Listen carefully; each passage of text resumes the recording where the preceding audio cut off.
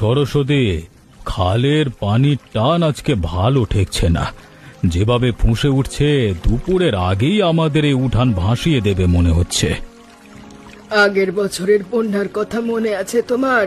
সেবার তো চোখের পলকে ঘরের চাল পর্যন্ত পানি উঠে আমাদের সব শেষ করে দিয়েছিল।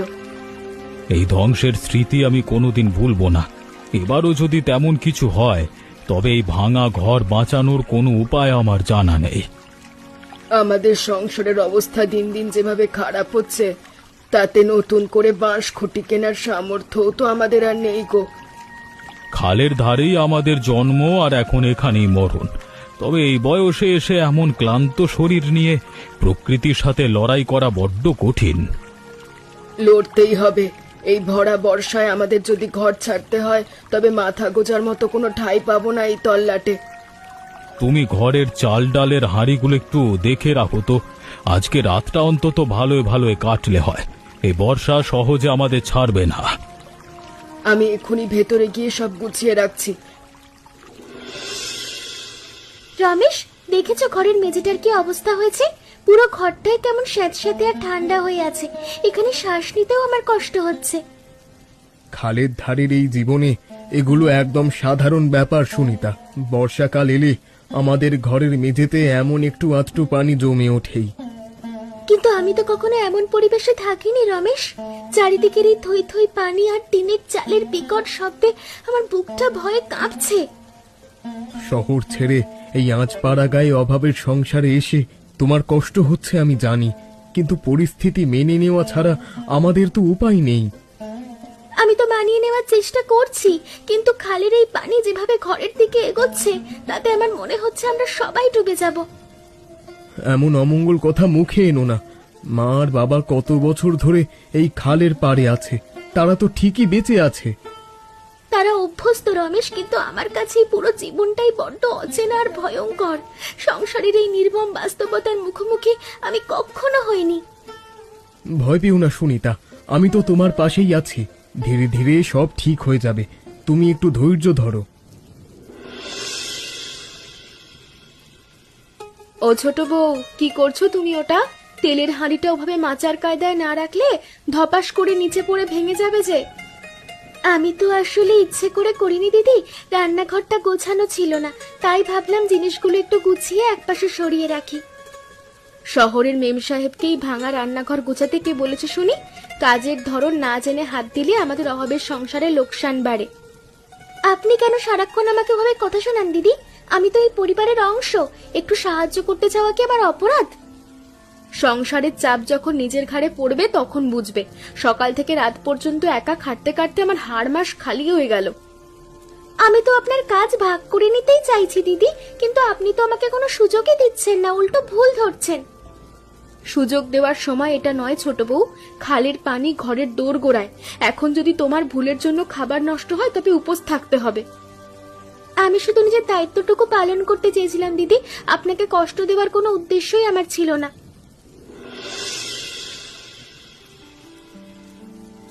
ও দিদি, ঘরের অবস্থা তো বড্ড করুণ দেখছি। তা শহরের নতুন ছোট বউকে তো দেখছি না, সে কি বিপদেও ঘুমোচ্ছে?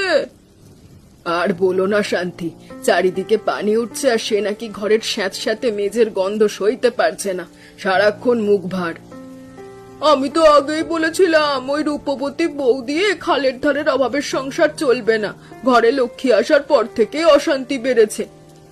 প্রথম প্রথম তো কিছু বলিনি, কিন্তু এখন দেখছি বড় বউ কবিতার কথাই ঠিক। শহরের মেয়ে সংসারের কোনোই কাজে লাগে না, শুধু বোঝা বাড়ছে। তুমি প্রথম থেকে শক্ত হাতে হাল ধরো দিদি, নইলে কিন্তু ছোট বউ তোমার শাশুড়িগিরি কেড়ে নেবে। ওর চাল চলন ভালো ঠেকছে না। আমার সংসারে আমি থাকতে কাউকে ছুরি ঘোরাতে দেব না শান্তি। ঘরের নিয়ম সবাইকে মানতেই হবে, সে শহরের হোক আর যেখানেরই হোক। আমি তো তোমার মঙ্গলের জন্যই বলি দিদি। বড় বউ দিনরাত খাটছে, আর ছোট বউ এসে ঘরের কোণে খটাসপনা করছে। ঠিক বলেছ, আমার মনে সন্দেহটা তুমি আরো বাড়িয়ে দিলে। এখন থেকে ওর ওপর কড়া নজর রাখতে হবে। কি রে রতন, খালের জল তো বেশ ওপরে উঠেছে, তা জালে আজকে কেমন মাছ পড়লো? সংসারের জন্য আজকে চাল ডাল কিনতে হবে যে। খালের জল বাড়লেও জালে কোনো মাছ নেই বাবা। আজকে সকাল থেকে 3বার জাল ফেললাম, শুধু কিছু চুনোপুঁটি ছাড়ার কিচ্ছু ওঠেনি। এ কি যে সর্বনাশে কথা বলিস বাবা, মহাজনের ঋণের কিস্তি দেওয়ার দিন তো ঘনিয়ে এলো, আজকে চাল না কিনলে ঘরে হাঁড়ি চড়বে না। আমি নিজেই মাথায় হাত দিয়ে বসে আছি বাবা। এ ভরা বর্ষায় যদি আয় রোজগার এভাবে বন্ধ হয়ে যায়, তবে ঋণের চাপ সামলাবো কিভাবে? খালের জল যেভাবে বাড়ছে তাতে কতদিন পর মাছ ধরাও বন্ধ হয়ে যাবে। প্রকৃতির এই মার আর মহাজনের তাগাদা, আমরা তো পুরো ডুবে গেলাম রে। রমেশ নাকি শহরের কিছু লোকের কাছ থেকে টাকা ধার করেছে, সেই হিসাবও তো মেলাতে পারছি না। চারিদিক থেকে শুধু দেনার দায় চাপছে। রমেশ আবার কার কাছ থেকে টাকা নিল? জল বাড়ছে কিন্তু আয় কমছে, এই বাস্তবতায় আমাদের এই ছোট সংসারটা যে একেবারে ভেঙে চুরমার হয়ে যাবে। তুমি ভেঙে পড়ো না বাবা, আমি কালকে আবার একটু সকাল সকাল বের হব। ঈশ্বরের উপর ভরসা রাখা ছাড়া এখন আর উপায় নেই। রমেশ, এগুলো কিসের কাগজ? তুমি সকাল থেকে লুকিয়ে লুকিয়ে কিসের হিসেব করছো? আমাকে কিছু লুকোচ্ছ না তো তুমি? এগুলো আসলে ঋণের কাগজ সুনিতা। আমি শহরের এক দালালের কাছ থেকে অনেকগুলো টাকা ধার করেছিলাম, এখন তারা সুদে আসলে সব ফেরত চাইছে। তুমি এত টাকা ধার করলে কেন রমেশ? আর বাড়ির কেউ এই ঋণের কথা জানে না, বাবা মা জানলে তো খুব অশান্তি হবে। না সুনিতা, বাড়ির কেউ জানে না। খালের ধারের এই অভাব মুছতে আর নতুন ব্যবসার আশায় টাকাটা নিয়েছিলাম, কিন্তু সব টাকা ডুবে গেল। এখন উপায় কি রমেশ? টাকা যদি সময় মতো শোধ করতে না পারো তবে তারা কি করবে? আমাদের কি ভিটে মাটি ছেড়ে চলে যেতে হবে? ঠিক সময়ে টাকা না দিলে তারা আমাদের জমির এই শেষ অংশটুকু কেড়ে নেবে। আমি নিজের ব্যর্থতার জন্য আজ পুরো পরিবারকে ডুবিয়ে দিচ্ছি। আমি বুঝতে পারছি সমস্যা শুধু এই বন্যা নয়, ভেতরের এই চরম অর্থকষ্ট আমাদের গ্রাস করছে। আমাদের সবাইকে এখন শক্ত হতে হবে রমেশ। আমি সত্যি কোনো পথ খুঁজে পাচ্ছি না সুনিতা, আমার বড় ভয় করছে। তুমি এখন এই কথাটা এখন মা বা দাদাকে বলো না। হাত চালাও কবিতা, হাত চালাও। পানি যেভাবে বাড়ছে, ঘরে চালের বস্তাগুলো ডুবে গেলে এই বর্ষায় না খেতে পেয়ে মরতে হবে। আমি তো একাই টেনে যাচ্ছি মা, কিন্তু শহরের ওই আদুরে ছোট বউকে দেখো, একটা কাঠের আঁটি তুলতে গিয়েও তার জান বের হয়ে যাচ্ছে। দিদি, আমি কিন্তু বসে নেই। আমার সাধ্যমতো আমিও এই ভারী চালের বস্তাটা টানার চেষ্টা করছি। এমন বিপদের দিনেও আমাকে কেন খোঁটা দিচ্ছেন? খোঁটা নয় ছোট বউ, এটাই বাস্তব। খালের ধারের এই সংসার টিকে থাকতে হলে শুধু ঘরের কোণে বসে থাকলে চলবে না, জান লড়িয়ে লড়তে হবে। মা ঠিকই বলেছে, এখানে রূপ দিয়ে পেট ভরবে না। আজ যদি এই ঘরের খাবার নষ্ট হয় তবে এই অভাবের সংসারে সবাই না খেয়ে মরবে। আমি তো পালিয়ে যাচ্ছি না দিদি, কষ্ট হলেও আমি কাজটা শিখছি। প্রথমবার চোখের সামনে বন্যা দেখছি, আমারও তো ভয় করছে। ভয়ের সময় এটা নয় বৌমা, এখন হলো বুক দিয়ে ঘর বাঁচানোর সময়। বড় বউ, তুমি ওপাশ থেকে ধরো, আমরা একসাথেই বস্তাটা তুলি। হ্যাঁ মা, তুমি একদিক ধরো, ছোট বউ তুমি নিচ থেকে ঠেলা দাও। সুশান্ত কাকা, খালের পানি তো আজ সব সীমা ছাড়িয়ে গেল। তোমার উঠানে তো ইতিমধ্যেই পানি উঠে গেছে, ঘরের ভেতর এখনো ঢোকেনি তো? ঘরের চৌকাঠ ছুঁই ছুঁই করছে রে বিপ্লব। আজকে রাতের মধ্যে যদি বৃষ্টি না থামে তবে এই বুড়ো বয়সে পরিবার নিয়ে কোথায় দাঁড়াবো জানি না। তুমি একদম চিন্তা করো না কাকা, আমি নৌকা নিয়ে চলে এসেছি। পানি যদি আরো বাড়ে তবে ঘরের ভেতরই আমাদের উঁচু করে মাচা বানাতে হবে।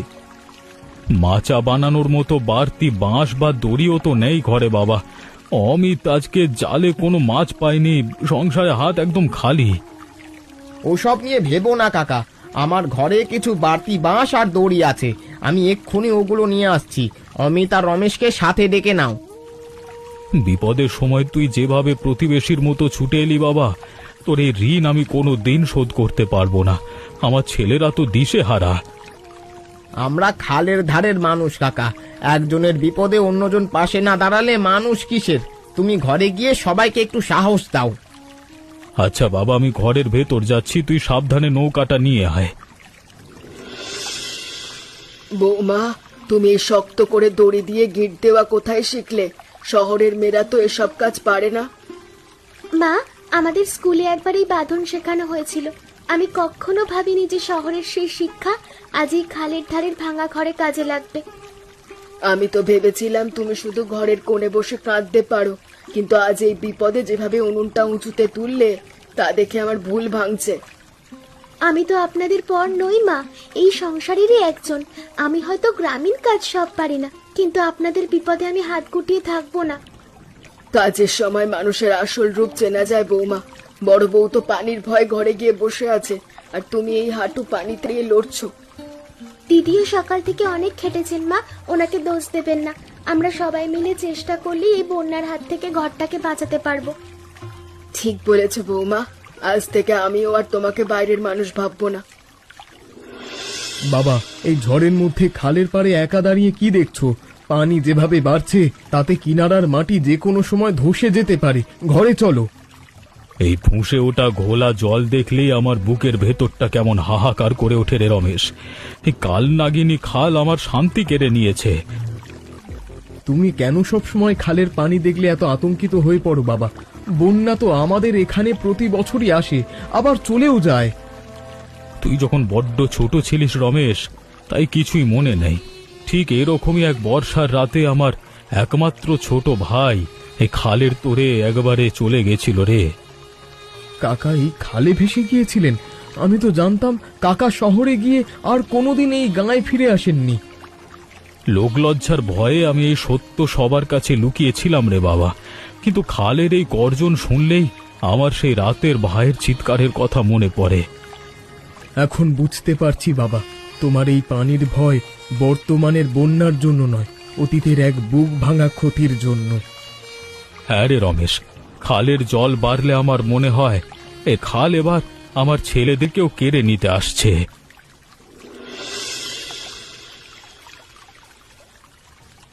ছোট বউ আর ছোট ছেলে নাকি শহরের দালালের সাথে হাত মিলিয়ে এই ভিটে বিক্রি করার চক্রান্ত করছে। এ কি অলক্ষণে কথা বলছিস শান্তি? আমার রমেশ আর সুনিতা কেন এই খালের ধারে সামান্য জমি বিক্রি করবে? মা, শান্তি পিসি ঠিক বলছে। আমি নিজের কানে শুনেছি রমেশ নাকি শহরে মস্ত বড় ঋণ করেছে, আর এই ছোট বউ নাকি আলাদা সংসার করতে চায়। দেখলে তো দিদি, ছোট বউ শহরে গিয়ে রাজত্ব করবে আর তোমরা এই খালের পানিতে ভেসে মরবে। বড় বউ দিনরাত খাটছে আর ফল পাচ্ছে। আমি এই সংসারে বেঁচে থাকতে কোনো বিভাজন হতে দেব না। কবিতা, তুই রমেশের মুখ থেকে ঋণের কথা শুনেছিস? হ্যাঁ মা, রমেশ লুকিয়ে লুকিয়ে ঋণের কাগজ দেখছিল, আর ছোট বউ বলছিল এই অভাবের সংসারে নাকি থাকা যায় না। আর দেরি করো না দিদি, এখনই ছোট বউকে বাড়ি থেকে তাড়ানোর ব্যবস্থা করো, নইলে সংসারটাই ভেঙে চুরমার হবে। এত বড় সাহস! আমার সাজানো সংসারে আগুন লাগানোর ফল ভালো হবে না।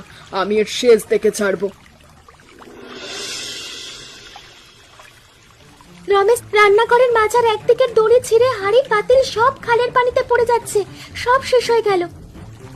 সুনিতা, তুমি ওখান থেকে সরো, পানির স্রোত বড্ড বেশি। মাচাটা পুরো ধসে গেলে তুমিও খালের পানিতে পড়ে ভেসে যেতে পারো। রমেশ, তুই ছোট বউকে ঘরের ভেতরে নিয়ে যা। আমি একা এই জ্বলন্ত উনুন আর চালের হাঁড়িটা কোনো মতে ধরে রাখছি। না দাদা, আমি যাব না। এই উনুন আর খাবার নষ্ট হলে কাল সকালে কি খাবে মা বাবা? আমি ওপাশের খুঁটিটা শক্ত করে ধরছি। অমিত দাদা, আমি ওপাশ থেকে দড়ি দিয়ে বাঁধছি, তুমি লগিটা দিয়ে মাচার তলাটা একটু ঠেকিয়ে রাখো, দ্রুত করো। সাবাস রমেশ। ছোট বউ, তুমি হেরিকেনটা উঁচুতে তুলে ধরো, যাতে আমরা অন্ধকারের মধ্যে দাঁড়িয়ে গিটটা ঠিকঠাক দেখতে পারি। হ্যাঁ দাদা, আমি শক্ত করে ধরে আছি, আপনারা জলদি হাত চালান। এই বিপদে আমাদের একসাথে ঘর বাঁচাতেই হবে। দড়িটা বাঁধা হয়ে গেছে রে রমেশ। আজকে ছোট বউ যদি ভয় পেয়ে ঘরে পালিয়ে যেত, তবে আমাদের কালকে উপোস থাকতে হতো।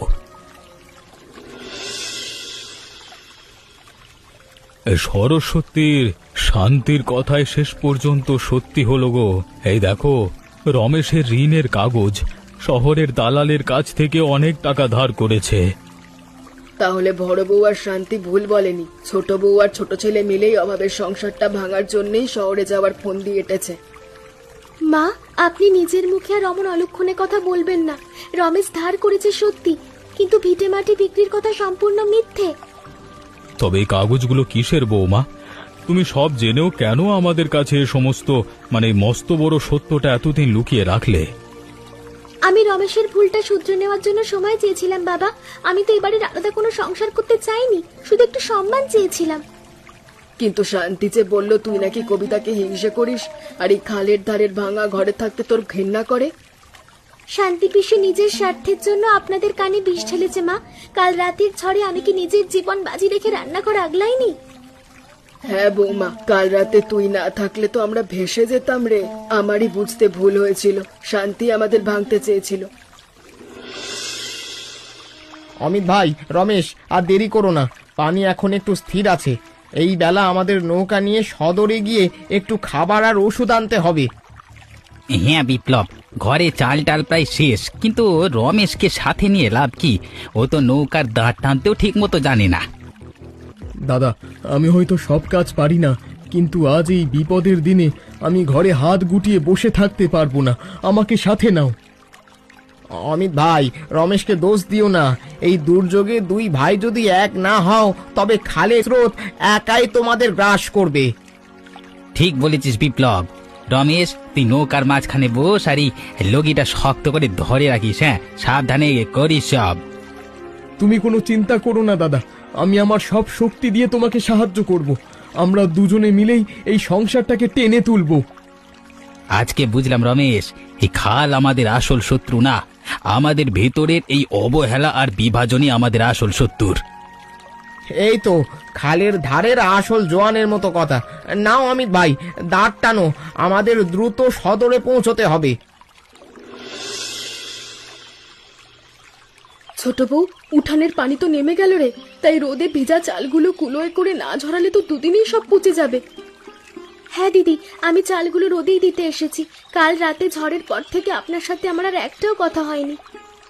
আমার বড্ড লজ্জা লাগছে রে। শান্তি পিসির উস্কানিতে পড়ে আমি তোকে কত বড় বড় কথা শুনিয়েছি, হিংসে করেছি। ওসব পুরনো কথা ভুলে যান দিদি। আমি তো শহর থেকে এসেছিলাম, এই সংসারের নিয়ম কানুন কিছুই বুঝতাম না, তাই হয়তো ভুল বোঝাবুঝি হয়েছে। তুই তো শহরের আদুরে মেয়ে, তাও এই বন্যা কষ্টের মধ্যেও যেভাবে কোমর বেঁধে খাটলি তা দেখে আমার নিজের ওপরে ঘেন্না হচ্ছে। আমি তো শুধু এই পরিবারের নিজের একটা ছোট্ট জায়গা চেয়েছিলাম দিদি। আপনাদের পর ভেবে কষ্ট দেবার কোনো ইচ্ছে ছিল না। তুই আমার পরেই আছিস রে ছোট বউ। আজ থেকে তুই আমার নিজের বোন। চল দুজনে মিলে ঘরের বাকি কাঁথাগুলো রোদে দিই। হ্যাঁ দিদি, আপনি ওদিকে রান্নাটা ধরুন, আমি ভেজা চালের থালাটা রোদে বসিয়ে দিয়ে আসছি। দেখলে তো সরস্বতী, প্রকৃতির এই ভীষণ ঝড় বাদলাও শেষ পর্যন্ত কেটে গেল। আমাদের এই খালের ধারের ভাঙা ভিটে মাটি কিন্তু আজকে আবার নতুন আলোয় সেজে উঠেছে।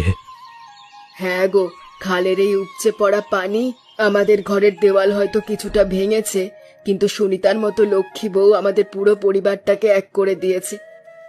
মা, আপনি অমন করে বললে আমার লজ্জা লাগে। এই খালের ধারে জীবনটাই তো এখন আমার আসল পরিচয়। আপনাদের আশীর্বাদই আমার চলার পথ। প্রথম প্রথম শহর থেকে এসে তোমার বড্ড কষ্ট হচ্ছিল বৌমা। আমি তোকে কত অপমান করেছি রে মা, তোকে চোর ভেবেছি, অথচ তুই নিজের সবটুকু দিয়েই ভাঙা ঘরের সম্মান আর একতা বাঁচালি।